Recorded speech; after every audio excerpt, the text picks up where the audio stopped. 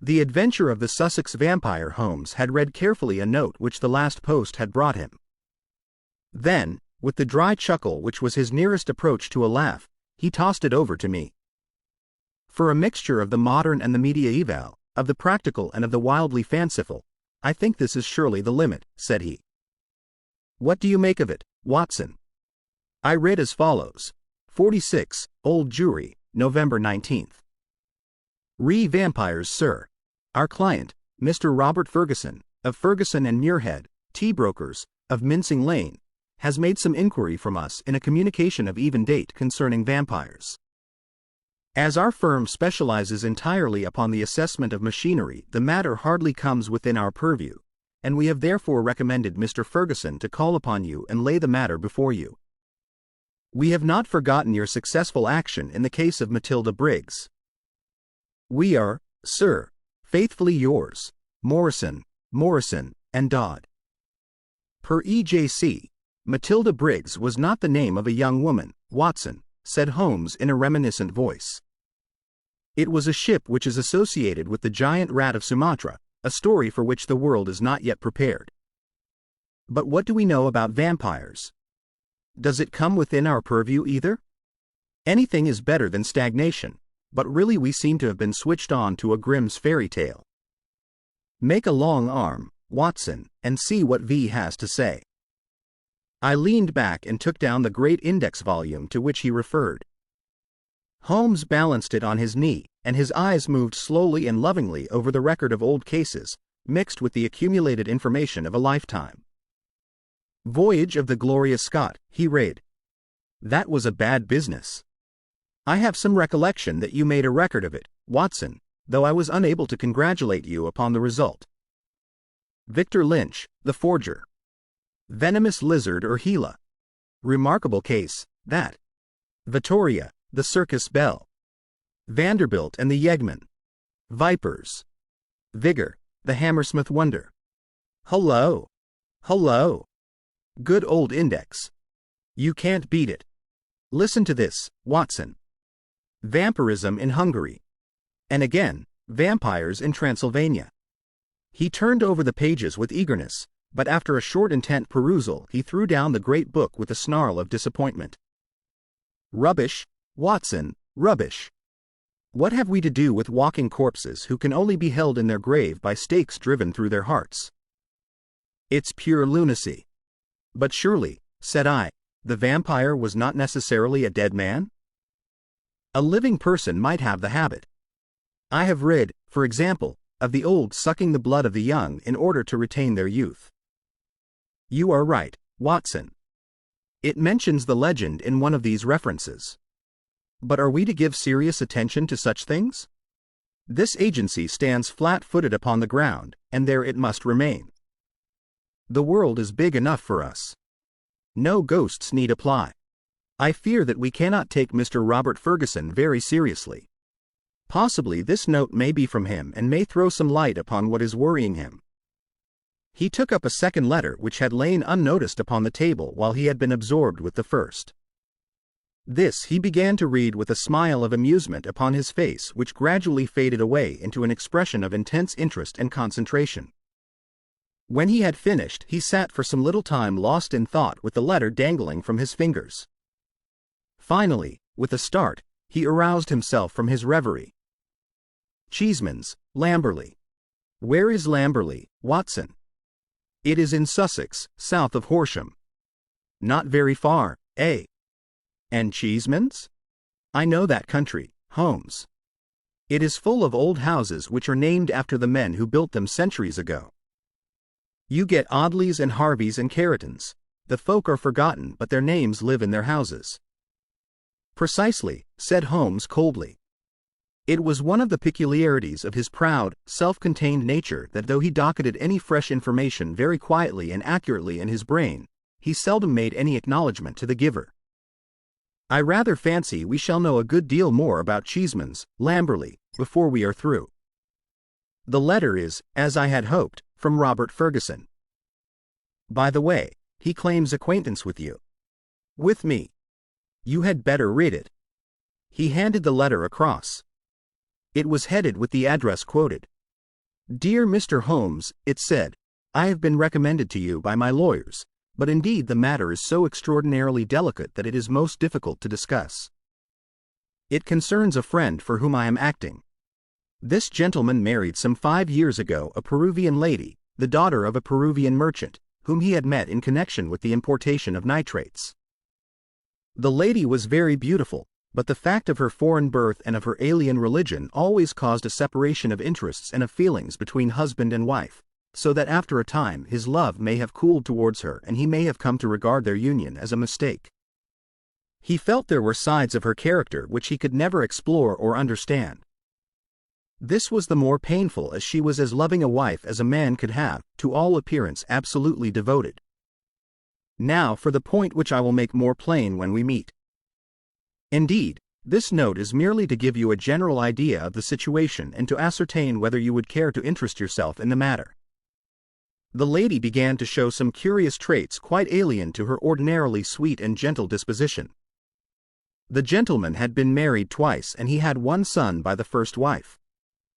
This boy was now 15, a very charming and affectionate youth, though unhappily injured through an accident in childhood. Twice the wife was caught in the act of assaulting this poor lad in the most unprovoked way. Once she struck him with a stick and left a great weal on his arm. This was a small matter, however, compared with her conduct to her own child, a dear boy just under 1 year of age. On one occasion about a month ago this child had been left by its nurse for a few minutes. A loud cry from the baby, as of pain, called the nurse back. As she ran into the room she saw her employer, the lady, leaning over the baby and apparently biting his neck. There was a small wound in the neck from which a stream of blood had escaped. The nurse was so horrified that she wished to call the husband, but the lady implored her not to do so and actually gave her £5 as a price for her silence. No explanation was ever given, and for the moment the matter was passed over. It left, however, a terrible impression upon the nurse's mind, and from that time she began to watch her mistress closely and to keep a closer guard upon the baby, whom she tenderly loved. It seemed to her that even as she watched the mother, so the mother watched her, and that every time she was compelled to leave the baby alone the mother was waiting to get at it. Day and night the nurse covered the child, and day and night the silent, watchful mother seemed to be lying in wait as a wolf waits for a lamb. It must read most incredible to you, and yet I beg you to take it seriously, for a child's life and a man's sanity may depend upon it. At last there came one dreadful day when the facts could no longer be concealed from the husband. The nurse's nerve had given way. She could stand the strain no longer, and she made a clean breast of it all to the man. To him it seemed as wild a tale as it may now seem to you. He knew his wife to be a loving wife, and, save for the assaults upon her stepson, a loving mother. Why, then, should she wound her own dear little baby? He told the nurse that she was dreaming, that her suspicions were those of a lunatic, and that such libels upon her mistress were not to be tolerated. While they were talking, a sudden cry of pain was heard. Nurse and master rushed together to the nursery. Imagine his feelings, Mr. Holmes, as he saw his wife rise from a kneeling position beside the cot and saw blood upon the child's exposed neck and upon the sheet. With a cry of horror, he turned his wife's face to the light and saw blood all round her lips. It was she beyond all question, who had drunk the poor baby's blood. So the matter stands.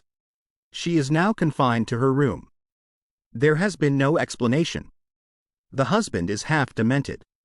He knows, and I know, little of vampirism beyond the name. We had thought it was some wild tale of foreign parts. And yet here in the very heart of the English Sussex, well, all this can be discussed with you in the morning. Will you see me? Will you use your great powers in aiding a distracted man? If so, kindly wire to Ferguson, Cheeseman's, Lamberley, and I will be at your rooms by 10 o'clock. Yours faithfully, Robert Ferguson. P.S. I believe your friend Watson played rugby for Blackheath when I was 3/4 for Richmond. It is the only personal introduction which I can give. Of course I remembered him, said I as I laid down the letter. Big Bob Ferguson, the finest 3/4 Richmond ever had.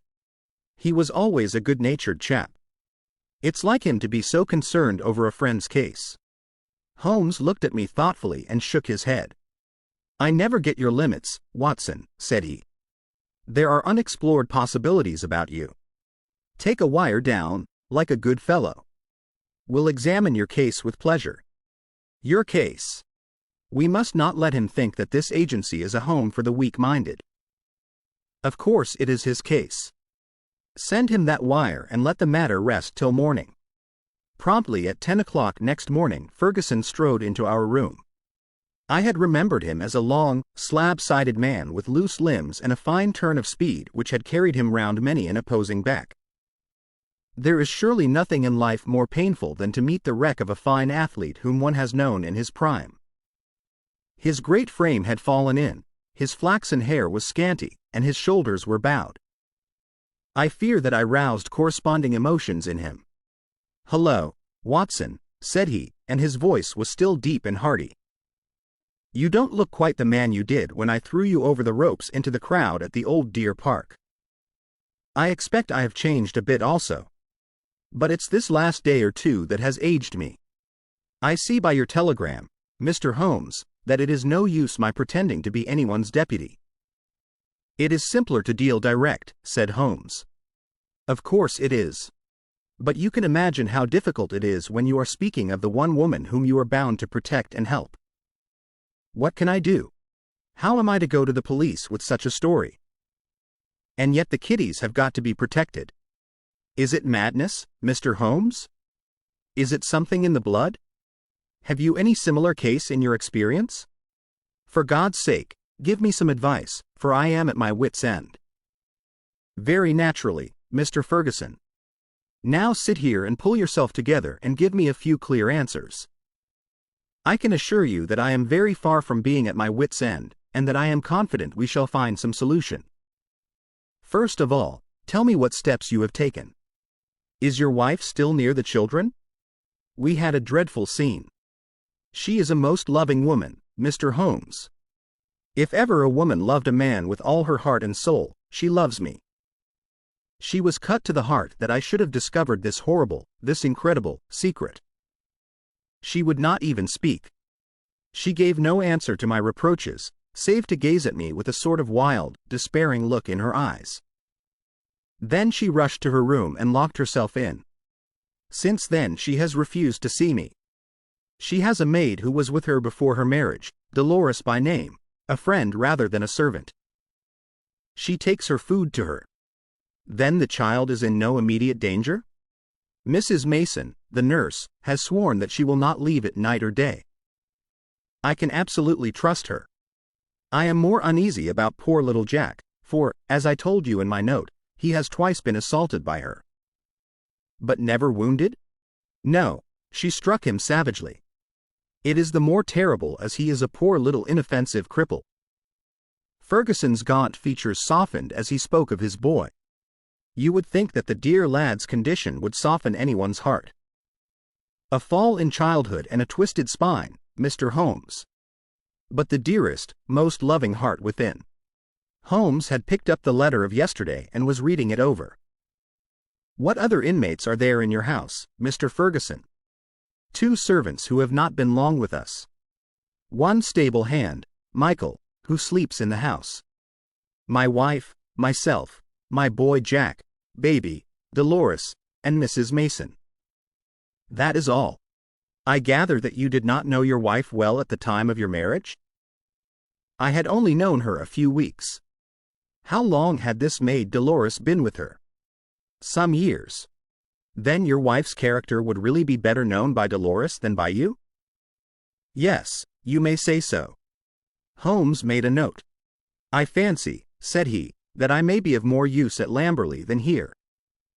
It is eminently a case for personal investigation. If the lady remains in her room, our presence could not annoy or inconvenience her. Of course, we would stay at the inn." Ferguson gave a gesture of relief.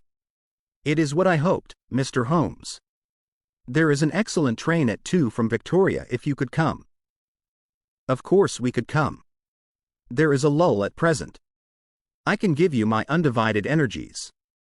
Watson, of course, comes with us. But there are 1 or 2 points upon which I wish to be very sure before I start.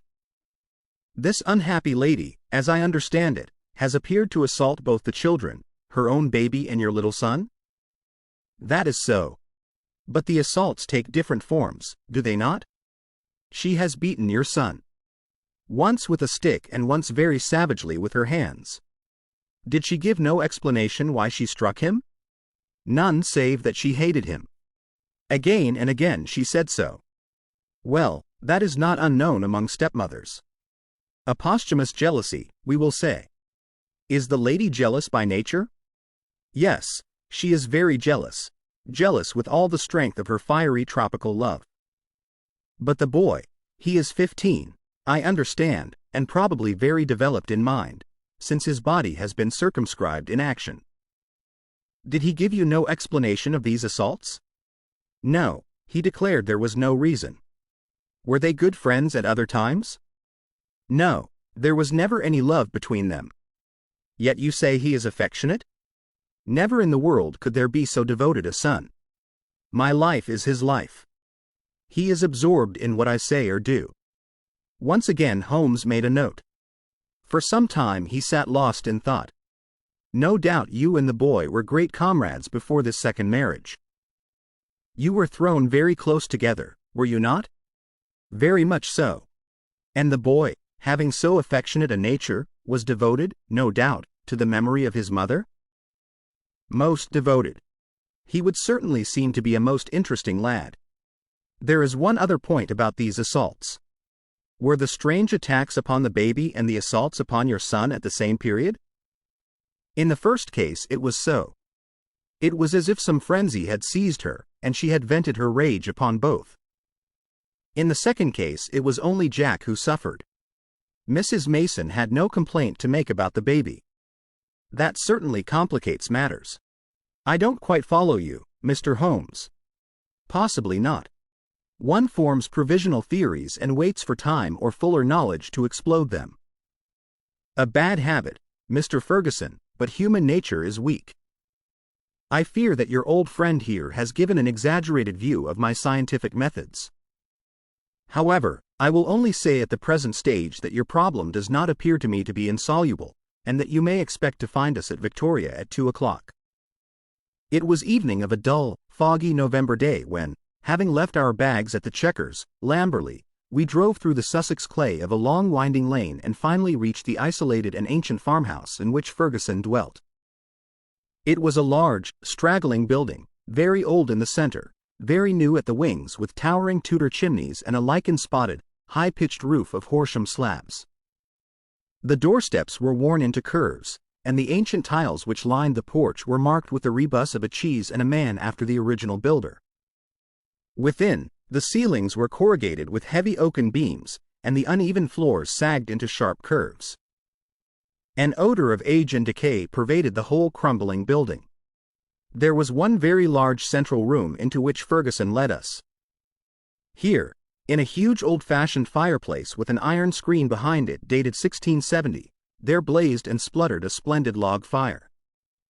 The room, as I gazed round, was a most singular mixture of dates and of places. The half-paneled walls may well have belonged to the original yeoman farmer of the 17th century.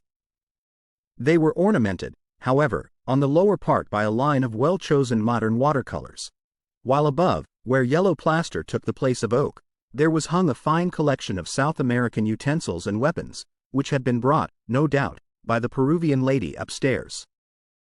Holmes rose, with that quick curiosity which sprang from his eager mind, and examined them with some care. He returned with his eyes full of thought. "Hullo!" he cried. "Hullo!" A spaniel had lain in a basket in the corner. It came slowly forward towards its master, walking with difficulty. Its hind legs moved irregularly and its tail was on the ground. It licked Ferguson's hand. "What is it, Mr. Holmes?" "The dog." "What's the matter with it?" That's what puzzled the vet. A sort of paralysis. Spinal meningitis, he thought. But it is passing. He'll be all right soon. Won't you, Carlo? A shiver of assent passed through the drooping tail. The dog's mournful eyes passed from one of us to the other. He knew that we were discussing his case. Did it come on suddenly? In a single night? How long ago? It may have been 4 months ago. Very remarkable. Very suggestive. What do you see in it, Mr. Holmes? A confirmation of what I had already thought. For God's sake, what do you think, Mr. Holmes? It may be a mere intellectual puzzle to you, but it is life and death to me. My wife a would-be murderer, my child in constant danger. Don't play with me, Mr. Holmes. It is too terribly serious. The big rugby three-quarter was trembling all over. Holmes put his hand soothingly upon his arm. I fear that there is pain for you, Mr. Ferguson, whatever the solution may be, said he. I would spare you all I can. I cannot say more for the instant, but before I leave this house I hope I may have something definite. Please God, you may. If you will excuse me, gentlemen, I will go up to my wife's room and see if there has been any change. He was away some minutes, during which Holmes resumed his examination of the curiosities upon the wall. When our host returned, it was clear from his downcast face that he had made no progress. He brought with him a tall, slim, brown-faced girl. The tea is ready, Dolores, said Ferguson. See that your mistress has everything she can wish. She vera ill, cried the girl, looking with indignant eyes at her master. She no ask for food. She vera ill. She need doctor. I frightened stay alone with her without doctor. Ferguson looked at me with a question in his eyes. I should be so glad if I could be of use. Would your mistress see Dr. Watson? I take him. I no ask leave. She needs doctor. Then I'll come with you at once. I followed the girl, who was quivering with strong emotion, up the staircase and down an ancient corridor. At the end was an iron-clamped and massive door. It struck me as I looked at it that if Ferguson tried to force his way to his wife he would find it no easy matter. The girl drew a key from her pocket, and the heavy oaken planks creaked upon their old hinges. I passed in and she swiftly followed, fastening the door behind her. On the bed a woman was lying who was clearly in a high fever. She was only half conscious, but as I entered she raised a pair of frightened but beautiful eyes and glared at me in apprehension. Seeing a stranger, she appeared to be relieved and sank back with a sigh upon the pillow. I stepped up to her with a few reassuring words, and she lay still while I took her pulse and temperature. Both were high, and yet my impression was that the condition was rather that of mental and nervous excitement than of any actual seizure. She lie like that 1 day, 2 day. I 'fraid she die, said the girl. The woman turned her flushed and handsome face towards me. Where is my husband? He is below and would wish to see you. I will not see him. I will not see him. Then she seemed to wander off into delirium. A fiend! A fiend! Oh, what shall I do with this devil? Can I help you in any way? No. No one can help. It is finished. All is destroyed. Do what I will, all is destroyed. The woman must have some strange delusion. I could not see honest Bob Ferguson in the character of fiend or devil. Madam, I said, your husband loves you dearly. He is deeply grieved at this happening. Again she turned on me those glorious eyes. He loves me. Yes. But do I not love him? Do I not love him even to sacrifice myself rather than break his dear heart? That is how I love him. And yet he could think of me, he could speak of me so. He is full of grief, but he cannot understand. No, he cannot understand. But he should trust. Will you not see him? I suggested. No, no, I cannot forget those terrible words nor the look upon his face. I will not see him. Go now. You can do nothing for me. Tell him only one thing. I want my child. I have a right to my child. That is the only message I can send him. She turned her face to the wall and would say no more. I returned to the room downstairs, where Ferguson and Holmes still sat by the fire. Ferguson listened moodily to my account of the interview. How can I send her the child? He said. How do I know what strange impulse might come upon her? How can I ever forget how she rose from beside it with its blood upon her lips? He shuddered at the recollection. The child is safe with Mrs. Mason, and there he must remain. A smart maid, the only modern thing which we had seen in the house, had brought in some tea. As she was serving it, the door opened and a youth entered the room. He was a remarkable lad, pale-faced and fair-haired, with excitable light blue eyes which blazed into a sudden flame of emotion and joy as they rested upon his father. He rushed forward and threw his arms round his neck with the abandon of a loving girl. "Oh, Daddy," he cried, "I did not know that you were due yet. I should have been here to meet you. Oh, I am so glad to see you." Ferguson gently disengaged himself from the embrace with some little show of embarrassment. "Dear old chap," said he, patting the flaxen head with a very tender hand.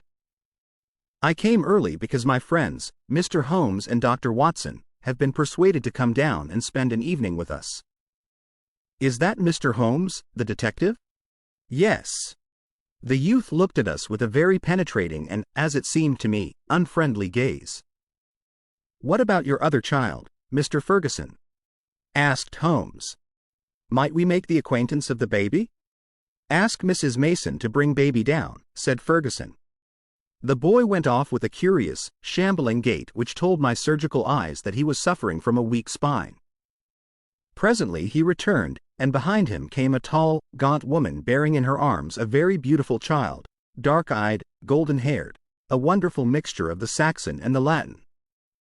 Ferguson was evidently devoted to it, for he took it into his arms and fondled it most tenderly. "Fancy anyone having the heart to hurt him," he muttered as he glanced down at the small, angry red pucker upon the cherub throat. It was at this moment that I chanced to glance at Holmes and saw a most singular intentness in his expression. His face was as set as if it had been carved out of old ivory, and his eyes, which had glanced for a moment at father and child, were now fixed with eager curiosity upon something at the other side of the room.